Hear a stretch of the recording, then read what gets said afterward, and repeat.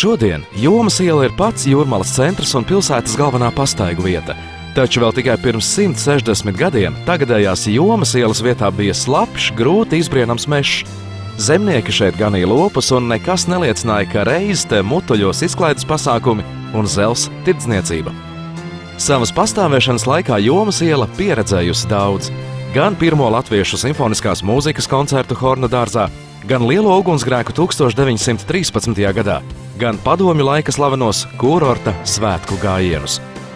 Gadu gaitā Jomas iela kļuvusi par savdabīgu Jūrmalas vizītkarti. Te noris visdažādākie pasākumi, bet vispopulārākie laikam gan ir Jomas ielas svētki, kad Jomas iela ir tik pilna cilvēkiem, ka laikam jau pat adatai būtu grūti atrast, kur nokrist. Ielas malās dižojas estrādes, skan mūzika, dziesmas, rit dejas un svētku prieks no Jomas ielas pārnesas pat uz pludmali, kur svētku laikā no smiltīm paceļas puķi, fantastiskas pilis un staigā ziloņi. Jomas iela ir Jūrmalas sirds, kur īsti var izjust Jūrmalas vasaras neatkārtojamo garšu un smaržu. Uz tikšanos Jūrmalā!